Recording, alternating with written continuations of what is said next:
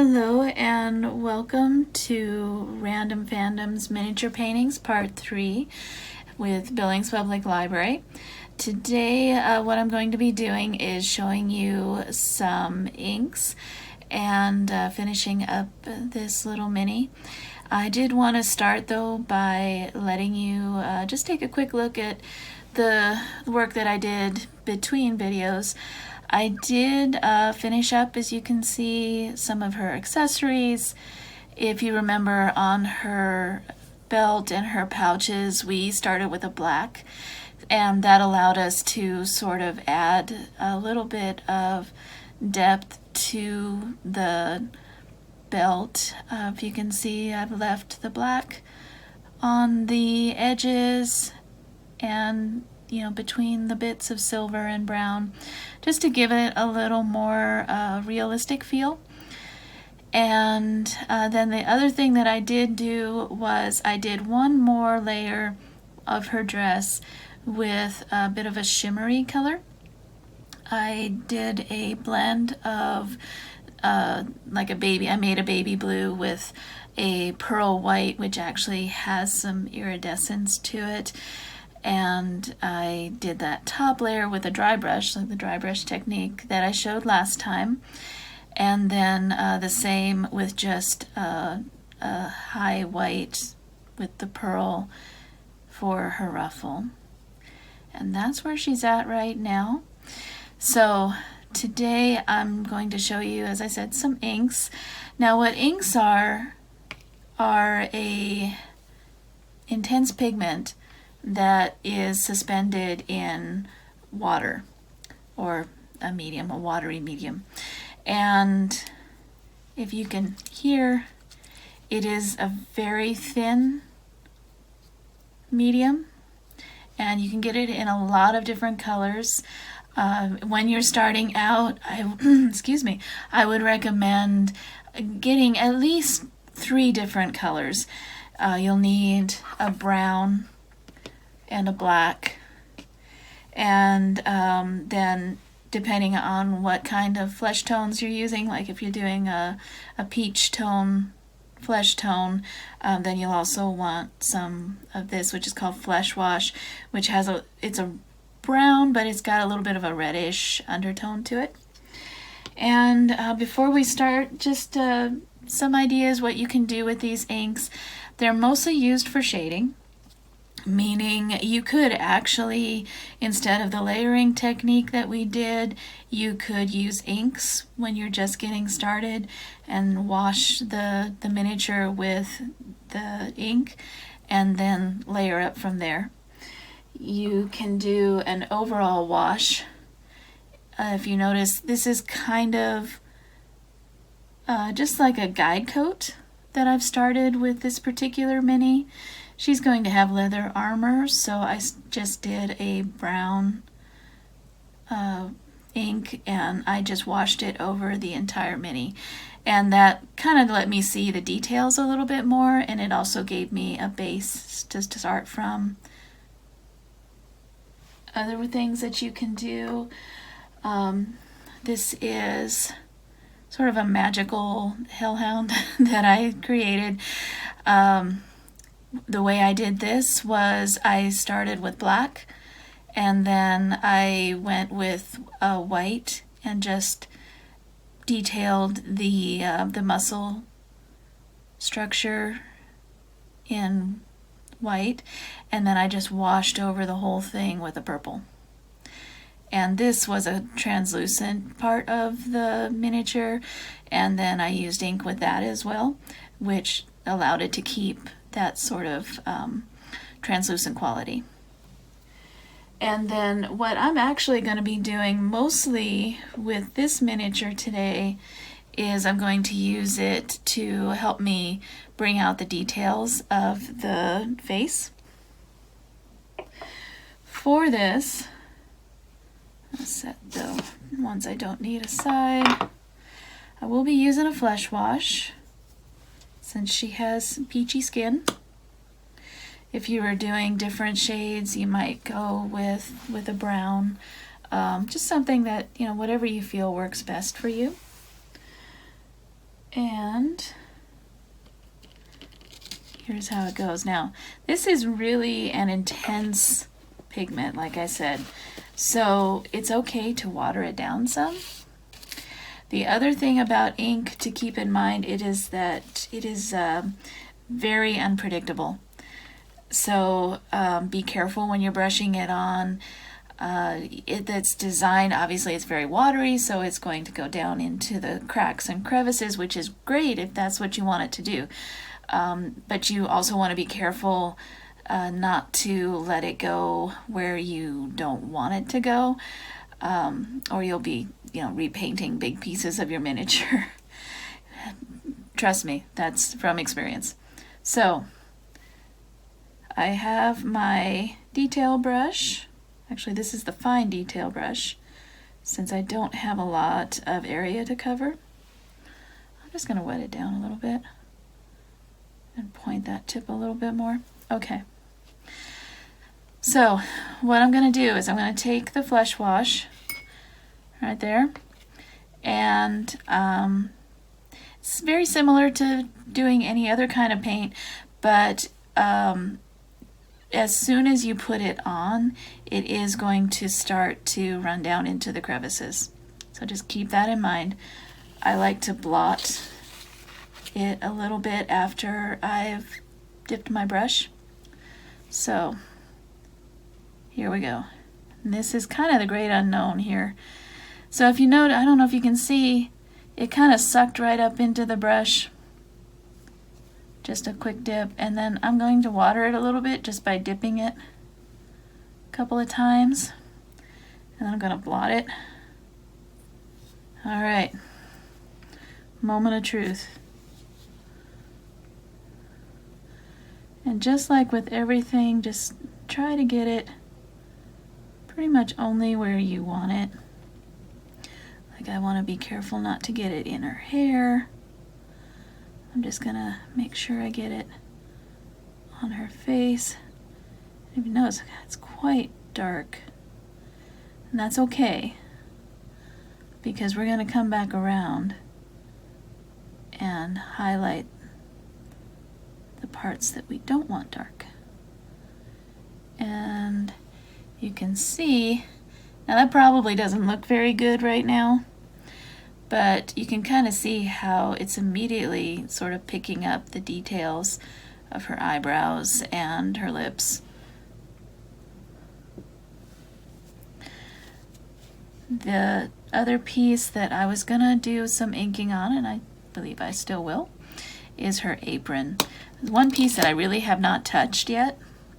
I just did the gray base on that, but she does have like a 2-layer bit to her apron there, which doesn't really show up all that well. So I'm going to try and do some inking on that. And you can see too, the apron is up above her little belt.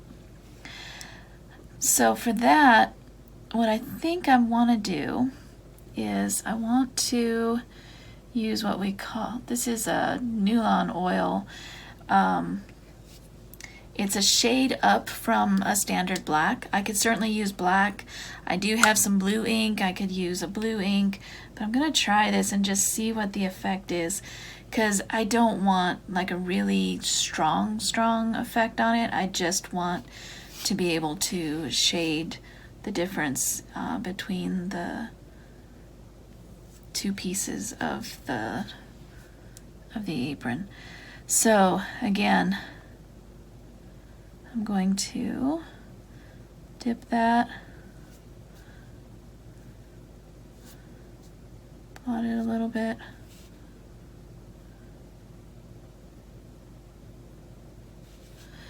All right, so then I'm just going to use the detail brush on the top part.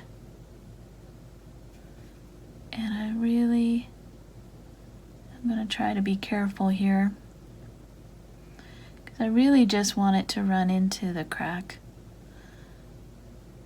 to kind of show off the folds there, and I don't really want a lot more than that, at least not on that part. Okay, Gonna let that dry and see what that lines up looking like.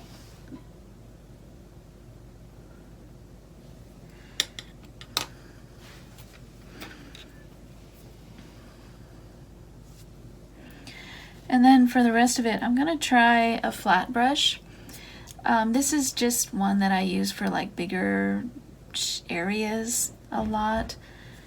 And I was just thinking that I might be able to control where I put that ink a little bit more if I'm using this kind of an edge as opposed to the sharper edge. Well, I'll give it a try anyway. So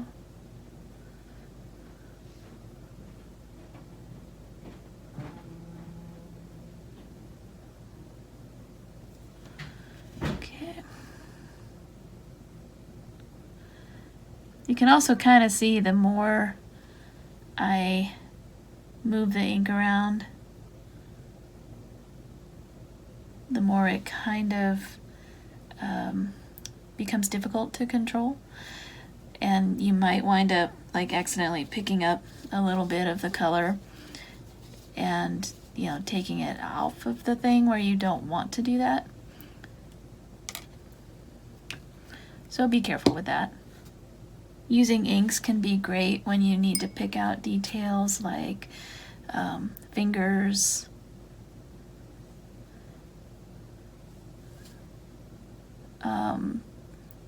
you know, if you've got like a wooden piece, it can be really nice to use a brown ink, something like that, to help you bring out the grain.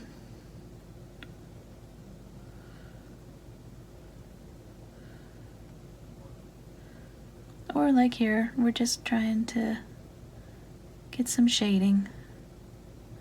It also adds just a little bit of realism to a miniature, to do this sort of a shading. So this has begun to dry a bit more, so I'm feeling a little more comfortable about moving it now. So she has this little flower.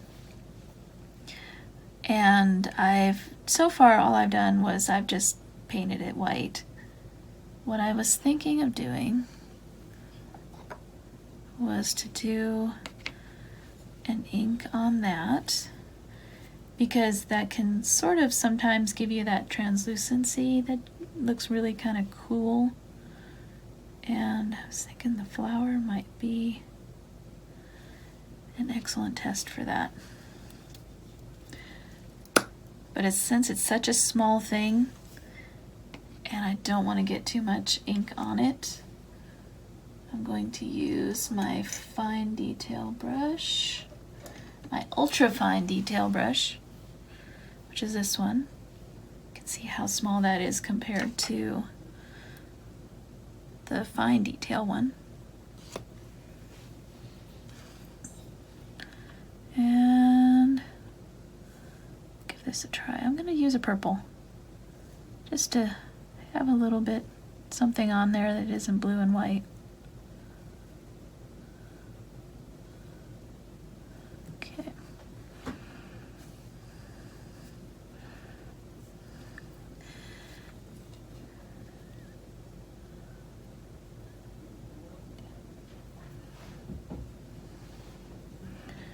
And then what I can do is I can just kind of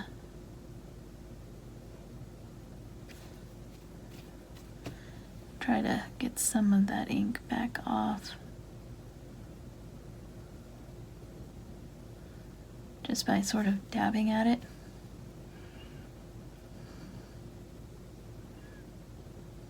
I'll just start there and see how that looks when it dries.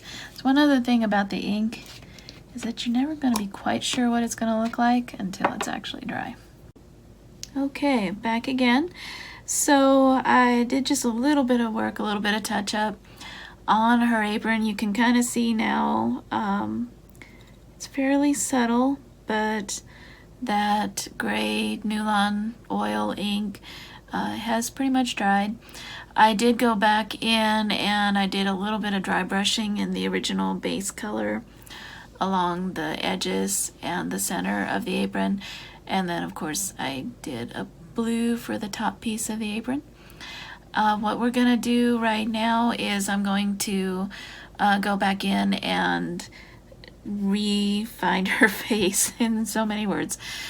So basically, now that the flesh wash is dried, I can go in and I can highlight her forehead, the bridge of her nose, the pieces that I do want to obviously be not this particular tone.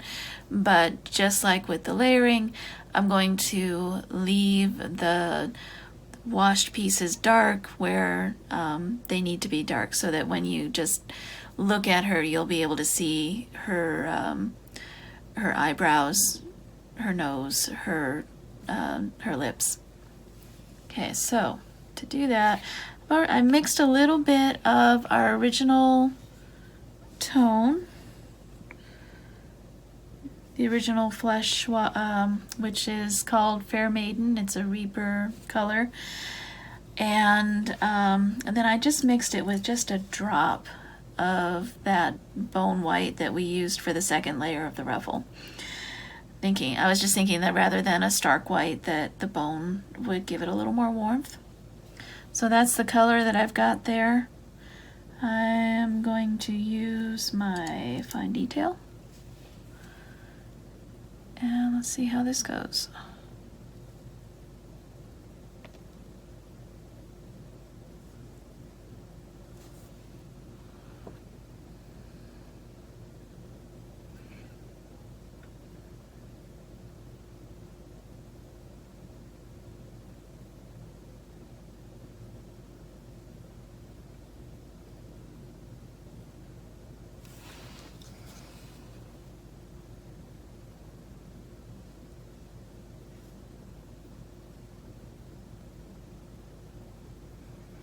You can kind of see how we're leaving the darker parts on the spots that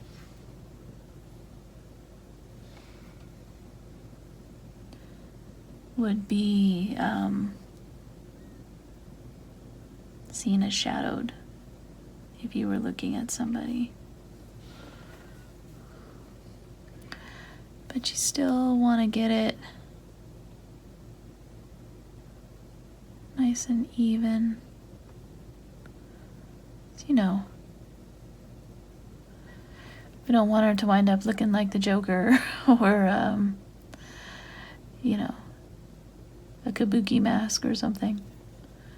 We want it to look like a natural skin tone. So we could actually leave her right there. However, one of the last things, and one of the things that is, well, to be quite honest, fraught with peril, is the eyes. So obviously, you know, we can see her detail there. It looks pretty good. One way to really bring a mini to life, though, and people will do different things. You know, some will not do the eyes at all. Some will do just shading on the eyes, which is where we're at right now. Others will do the whole thing and add the eyes with the pupil and the whites. I did read an article quite a long time ago at this point that recommended doing the eyes first. Obviously, I have not done that. The reason they said was that, you know, if you get your eyes right, and then you don't have to worry about it for the rest of the mini. And it is very true that if you do the eyes last, it can wind up being a slightly scary situation, because it's not an exact kind of a thing, and if you don't get your paint right where you want it, your beautiful mini can suddenly wind up looking kind of goofy. And I'm gonna turn off the camera for a minute so that I can do this with my magnifier. Rather than filling in the whites and the pupil, what I wound up doing was just doing a spot of black to show her eyes. And then I went back and I cleaned up the flesh tone. And then the last step was with her lips. I did go ahead and do a little bit of a red. The way I did that was, rather than using pink, and you can definitely get pink paint, that is not a problem, but what I did was I took a reddish brown, a 1 drop, and that was from the Citadel line, and then I matched that with a drop of my flesh tone, the Fair Maiden, mixed it up and put that mostly on her bottom lip. That is most of the painting I'm going to do. Still have to finish her base.